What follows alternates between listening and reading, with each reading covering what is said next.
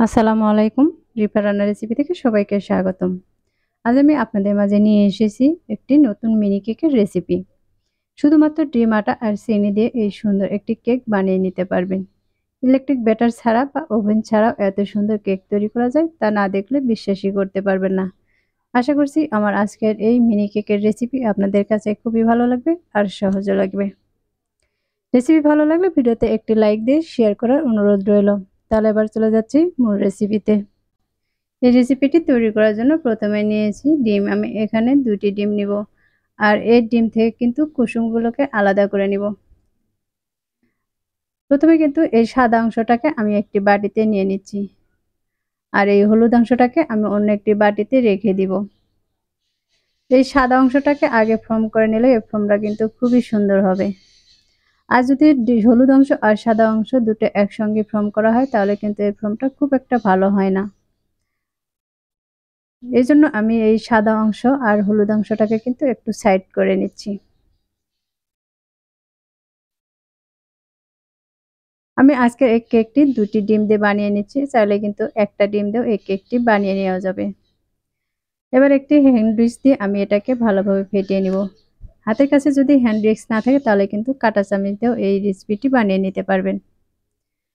কাঁটা চামচ দিয়েও দেখবেন ২ থেকে ৩ মিনিটের মতো ফেটালে খুবই সুন্দরভাবে কিন্তু এই ডিমের ফোমটি তৈরি হয়ে যাবে। আর এর পর্যায়ে দেখতেছেন কত সুন্দরভাবে কিন্তু এই ডিমের ফোমটা তৈরি হয়েছে। ইলেকট্রিক ব্যাটার ছাড়াও কিন্তু হাত দিয়ে এরকম সুন্দর করে ফোমটা তৈরি করে নেওয়া যায়। এবার আমি এর মাঝে হলুদ অংশটাকে দিয়ে দিচ্ছি। আর এই হলুদ অংশটাকে দিয়ে আমি আবারও ১ মিনিটের মতো এভাবে ফেটিয়ে নেব। আর দেখতে পাচ্ছেন এগুলো কিন্তু আমার এখন মেশানো হয়ে গেছে। তারপরে কিন্তু আমি আরো কিছুক্ষণ এভাবে মিশিয়ে নেব। এটাকে যত এভাবে ফেটিয়ে নেব ততই কিন্তু খুব সুন্দর ফোম তৈরি হবে। আমি চতুর্পাশ থেকে এভাবে ঘুরিয়ে ঘুরে এই ডিমের ফোমটি কিন্তু তৈরি করে নিয়েছি। আর এটা দেখতে পাচ্ছেন কত সুন্দর হয়েছে। এখন এর মাঝে দিয়ে দিচ্ছি ২ টেবিল চামচ চিনি। যদি আপনারা মিষ্টিটা আরো বেশি দিতে চান তাহলে আরেক টেবিল চামচ মিষ্টিটা কিন্তু দিতে পারেন।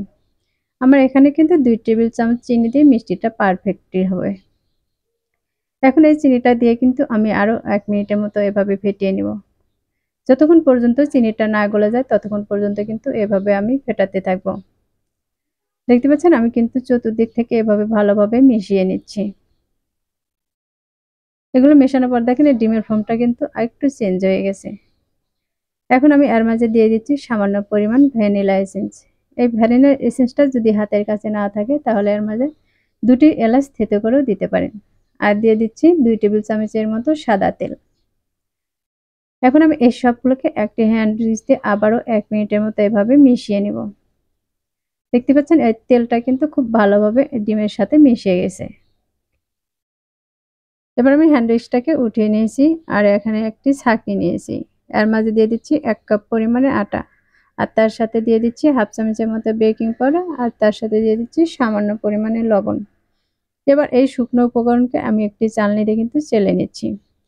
কেকের ক্ষেত্রে আটা বা ময়দা যেটাই নেন না কেন এগুলো কিন্তু চেলে নিলে দেখা যাবে কেকটা কিন্তু খুব স্পঞ্জি হবে। আমি এই সবগুলো কিন্তু এভাবেই চেলে নিয়েছি আর চেলে নেওয়ার পরে দেখেন এর মাঝে কিন্তু ছোট ছোট দানা বেরিয়ে এসেছে। এই দানাগুলো থাকলে কিন্তু কেকটা খুব একটা সুন্দর হবে না। এখন আমি এটাকে ফেলে দিচ্ছি আর একটি হ্যান্ড উইক্স দিয়ে আমি এই আটাগুলোকে খুব ভালোভাবে মিশিয়ে নিব। এটাকে কিন্তু খুব তাড়াহুড়ো করে মেশানো যাবে না। এভাবে হ্যান্ড উইক্স দিয়ে কিন্তু আস্তে ধীরে মিশিয়ে নিতে হবে। যদি তাড়াহুড়ো করে মেশাতে যান তাহলে দেখবেন ডিমের ফোমটা কিন্তু নষ্ট হয়ে যেতে পারে। তাই এটাকে কিন্তু তাড়াহুড়ো করে মেশানো যাবে না। আর এখানে দিয়ে দিচ্ছি আমি ৩ টেবিল চামচের মতো লিকুইড দুধ। আর এই দুধটা কিন্তু আমি জাল করে ঘন করে নিয়েছি। আর এই দুধটা কিন্তু একবারে ঠান্ডা করে নেওয়া যাবে না। হালকা উষ্ণ গরম দুধ এর মাঝে দিয়ে দিতে হবে। এখন আমি এই দুধটা দেওয়ার পর কিন্তু আরো ১-২ মিনিটের মতো এভাবে মিশিয়ে নিব। আর মেশানোর পর দেখতে পাচ্ছেন এই ফোমটা কতটা সুন্দর হয়েছে। আমি এই ব্যাটারটা দেখিয়ে দিব কতটা পাতলা রেখেছি। এবার আমি হ্যান্ড উইক্স দিয়ে কিন্তু এভাবে ঘুরিয়ে ঘুরিয়ে মিশিয়ে নিব।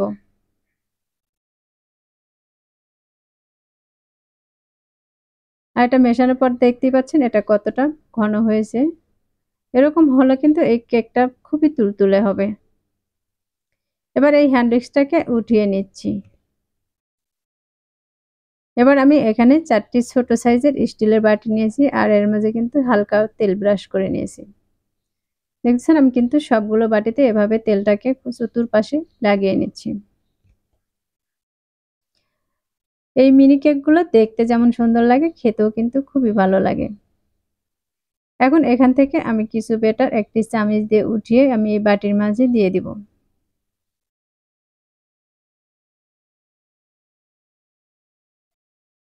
আমি কিন্তু এখানে একটি বাটিতে এই ব্যাটারটা দিয়ে দিয়েছি আর এই ব্যাটারটা কিন্তু খুব ভর্তি করে দেইনি। আমি কিন্তু বাটির অর্ধেক পর্যন্ত এই ব্যাটারটাকে দিয়ে দিচ্ছি। আমি কিন্তু আজকের এই কেকগুলো একটু ছোট সাইজের করেই বানিয়ে নিব। যে কারণে কিন্তু এই ব্যাটারগুলো খুব ভর্তি করে দিয়ে দিইনি। একইভাবে কিন্তু আমি আরেকটি বাটিতে উঠিয়ে নিচ্ছি। আর সবগুলো বাটিতেই কিন্তু এভাবেই দিয়ে দিব। আর এই বাটিগুলো কিন্তু একটু ট্যাপ করে নিতে হবে। তাহলে যদি ভিতরে কোনো বাবলস থাকে সেটা কিন্তু আর থাকবে না। আমি সবগুলো বাটিতে কিন্তু দিয়ে দিয়েছি। আর এই বাটিগুলো কিন্তু সবগুলোই আমার পাতিলে দেওয়া যাবে না। আমি ২টি করে বাটি দিয়ে ওই কেকটি তৈরি করে নিব। আর এই কেকগুলো কিন্তু একটি সিলভারের হাঁড়িতেই দেওয়ার চেষ্টা করবেন।